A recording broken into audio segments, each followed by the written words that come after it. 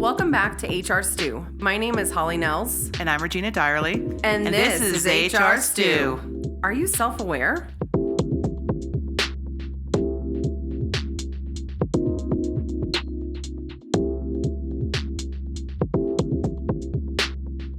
Emotional intelligence, or EQ, is a combination of self-awareness, empathy, social skills, self-regulation, and motivation.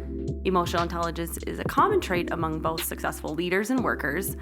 SHRM states that 71% of employers say they value emotional intelligence over IQ. In addition, the HR department found that only 30% of companies look for emotional intelligence during the hiring process. As HR leaders, the two of you, this is a two-part question. How do you feel emotional intelligence factors into the success of leaders, employees, and candidates in the workplace? And in what ways do you discern the importance of EQ? Regina, you and I have had this conversation many times with our clients and having conversations like being able to read the room and read those social cues and how important it is for people in our positions to have that skill. Right. Yeah, that's a big thing that we're looking for when we are hiring, right? Like you have to be self-aware, especially when you're in a role where you're not a direct decision maker, right? And you want to influence to the right results, right? But you have to be aware of when people are shutting you out, when you're crossing a line with your recommendation. EQ is so important for us internally here because we're trying to build a culture that supports people. We're hiring a manager right now, right? So we have an opening for a manager of a department right now. And as we're talking to candidates, really trying to see what their management style is and ascertain, even though it's really hard during an interview process to find out, what their EQ actually is. We need a certain skill set, but their leadership style and their EQ is actually more important for us to keep the culture that we have cultivated here. Yeah. Right? And I feel like we have a pretty good culture here in terms of the higher levels EQ and being able to understand and be empathetic to our needs as employees. Yeah, that's important to have for this particular manager as well. For me, when we're looking for specifically leadership positions, I think there's a disconnect about what we have always been kind of trained, what you need to be as a leader, which is kind of unemotional, right? Kind of detached, right? And that's not what people actually desire, right? People want to be able to connect with their manager, to know that there's feelings behind some of the directives, for lack of a better word. I just think that there has been a paradigm shift the past couple of, decades of what makes a good leader. And again, this is really hard for us to tell during the interview process. So when we're hiring a manager, this is something that's important to us. So you ask all the right questions, or you think you are. And some people are prepped to answer or respond in a certain way, and humans are humans and people have their own agendas and all those things always play in. But we do need someone that meets all these criteria that make emotional intelligence, right? And that's across our entire organization, whether you're a leader, because all of our positions, almost all are client facing. Because look, we are dealing with situations that sometimes can be somewhat hostile, intense, right? So being able to not take it personally and show empathy that maybe they are feeling this way or responding this way for a specific set of reasons, and not taking it personally and being able to regulate your own emotions, not being escalated when other people are escalating.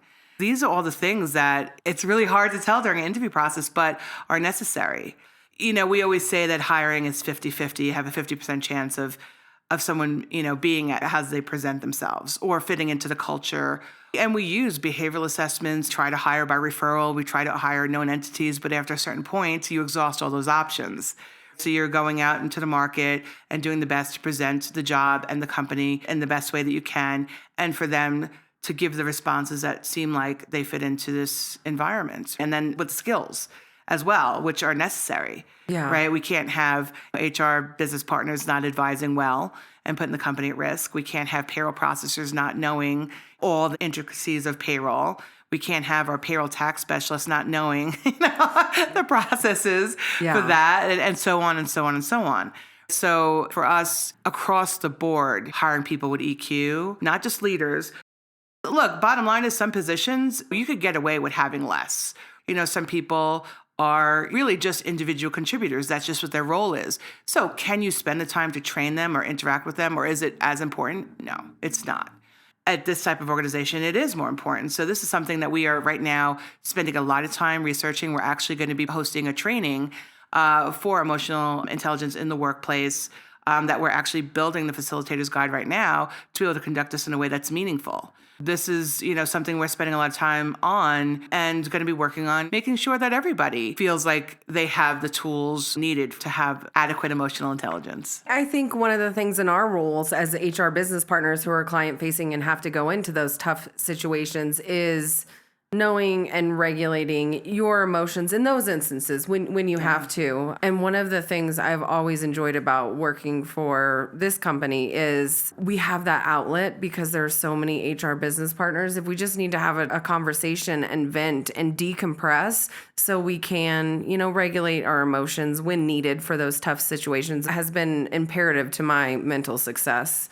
And I think one of the things a lot of times we as just individuals don't give ourselves credit for or take into consideration is you have everything going on in your outside world. And then, to come into work and to always have to be on all the time and have that emotional intelligence and kind of in the back of your head, I need to do my job and manage, my employees or help with certain situations, but still you have your outside life and the things that are going on there. And how can you regulate both of them?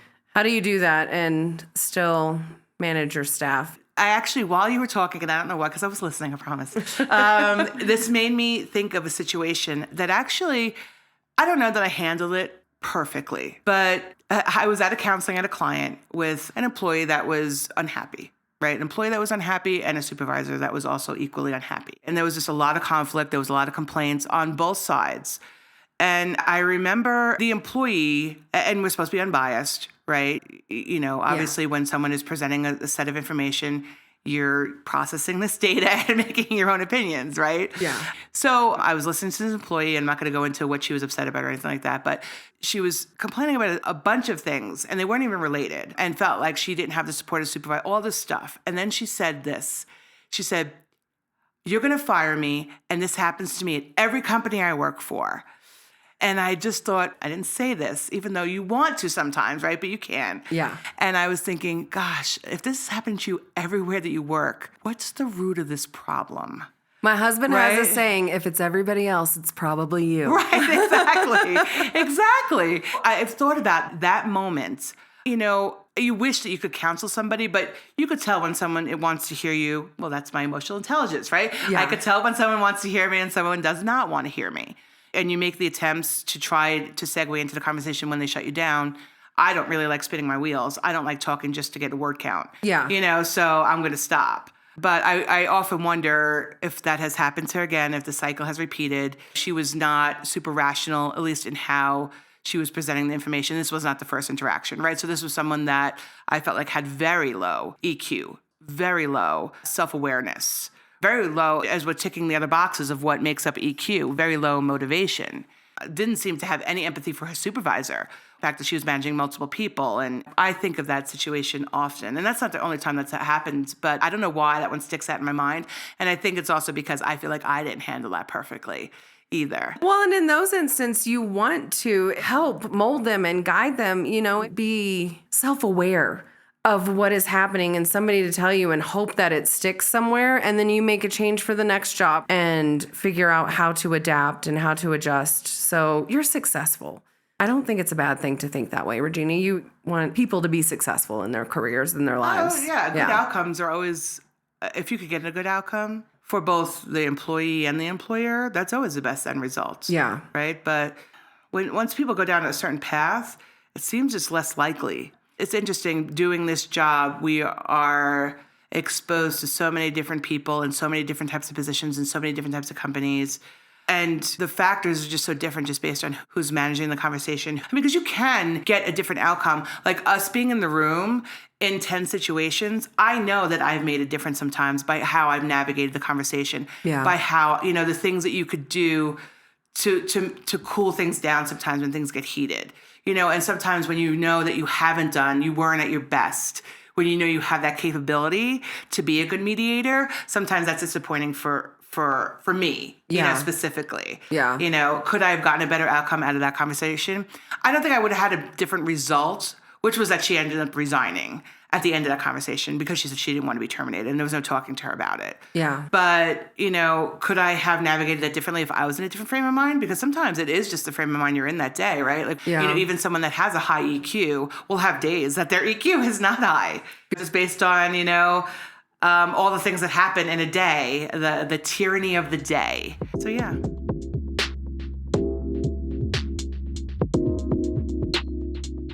The Recruitee blog has come up with questions that can be asked when conducting an interview to learn how emotionally intelligent a person is. I'm going to read a couple questions to the both of you, and I want you to discuss what type of answer you feel would be ideal or a red flag for a leadership role within a traditional office. Interview question number 1, how do you recover from failure? All right. So if I ask the question, how do you recover from failure?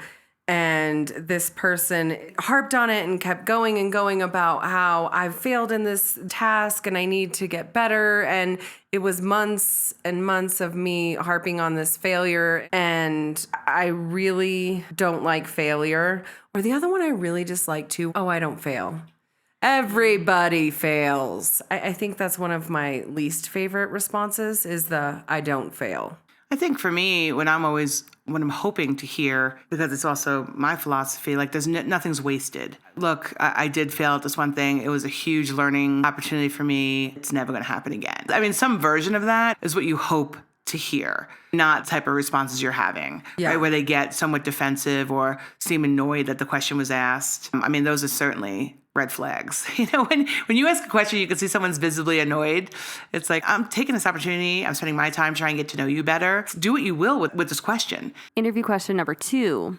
What kind of workplace behaviors anger or annoy you? This is a good one. What would be a red flag if somebody talks about their manager checking in with them daily? And don't get me wrong, there's micromanagement and there's, leading a team. We had a whole episode on it. Yes. Yeah. So there is a difference, don't get me wrong. And I guess it kind of depends on the culture you want to create too. I'm going to use us as an example, but where, for the most part, we all get along and laugh and joke, and you're hiring in somebody who says during the interview process, I don't like to sit and laugh and joke. I just want to go in, do my job, and be done. This probably isn't the right culture for them. So that would be a red flag. Yeah. If anybody says any comments about personality types, right, any kind of intolerance to other people, that's definitely a red flag for me. And that happens. People say, I really just can't stand when people are lazy. Or when they talk about an age group. I really struggle with the work, like the younger folks don't have a good work ethic. That happens. And it's, in an interview, you're definitely trying to present yourself in a positive light. It's a performance. You're performing to a certain extent. If you don't know, if you're not self-aware enough or whatever to know that that's what your role is, then that's a huge red flag. I think if someone was self-aware enough during an interview process, the ideal answer for me, whenever I'm interviewing anybody, would be if they would say, I get it, some people will have different behaviors, but for me, if I come into the workplace knowing we are coworkers, we're here to do a good job, get along, they can come to that understanding that they're so self-aware of their role, why they come to work every single day. I feel like that would be the ideal answer, not just start dwelling on maybe a past coworker or something your deskmate did that annoyed you in your last place, kind of a thing. And so I want to take a moment to actually formally introduce Shelby Evans, who's our talent acquisition specialist and one of the producers of the podcast. So that was just her input, which we appreciate as a specialist. Interview question number 3. Has a work situation required you to change your behavior? If so, why and how did you change it? I think this goes to what you said in the beginning of the podcast, Regina, when you wish you could have given that particular employee some insight. If that employee was to come in and say, I and my previous employers, I wasn't able to adjust my behavior. And it, the same thing kept continuing to happen at every single employer that I had. But then, I had a meeting with the HR person and she gave me some really valuable feedback and some really valuable insight. And I have really put forth an effort to adjust how I handle those situations and interactions with my manager and make our working relationship good moving forward. That would be a really good response because you realize your EQ is completely off and you need to adjust and you need to pivot and adjust how you're handling those situations. Well, I don't like this question. That's number one. I wouldn't ask this question. But I think any response that they were honest about a situation where they did have to modify their behavior. I don't have a specific example. And again, I wouldn't ask this question. It doesn't sit right with me. I don't know. You could ask all the right questions. People are trained to respond to behavioral-based interview questions now. You're not really going to know someone's EQ, I don't believe, until you've worked with them 6 months, 8 months, a year. Yeah. Sometimes you'll know right away, but not usually. Sometimes people reveal themselves sooner than later. So on this part of the podcast, we go to the online forum called Ask HR, where individuals can log in and ask users for some HR advice. User r/eithermixture4816 asks how to tell the hiring manager I need a few days to think before accepting an offer. I am interviewing for an entry-level HR coordinator position today. It is for a small company, and I was referred by an internal employee. There is a chance I will be offered the position today or tomorrow. If I am offered the position during the Zoom call, how do I tell them I need a day or two to think it over? I would need to relocate if I accepted this position. I would give them an answer in a few days. I just want to think it over and talk to my mentor about it. Of course you could say you need a couple of days. People will use their spouse. That's the most common one. Like, I need to confer with my spouse, even though you know they're not. I would confer with mine. I said I was going to, but I didn't. Fair. My husband was like, how'd it go? I'm like, yeah, pretty good. I think I'm going to take it.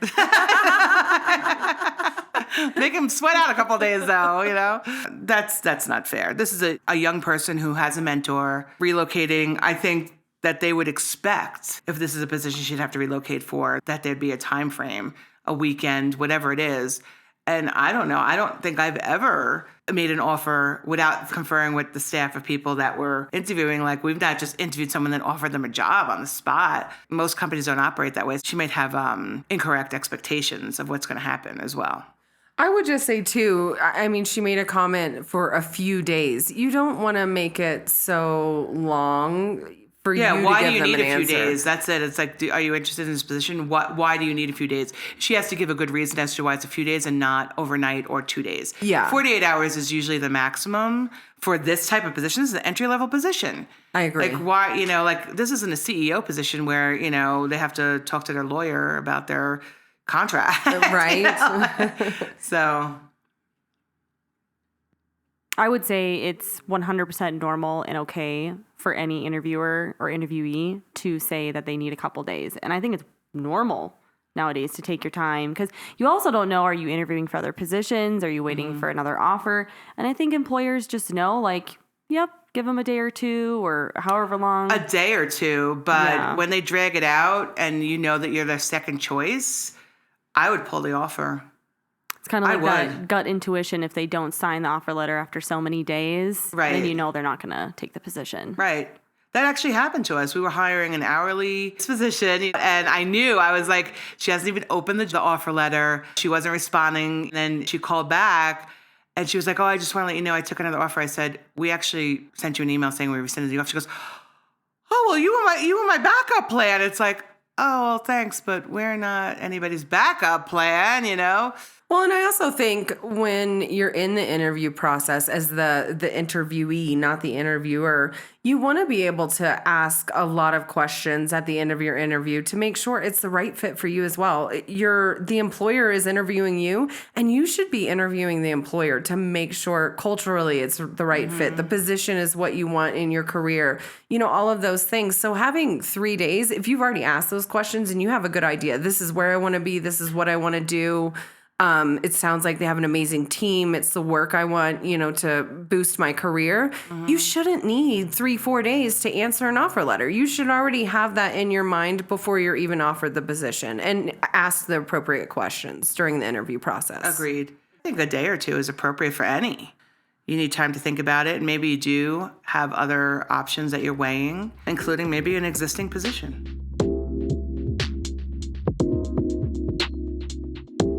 That's going to bring our episode to a close. Thank you all so much for listening to this episode of HR Stew. If you've enjoyed this episode, please subscribe and leave a review. If you have any interesting HR stories or questions that you'd like to share, message us on Instagram at hr.stew. I'm Regina. And I'm Holly. And we'll see you next time on HR Stew.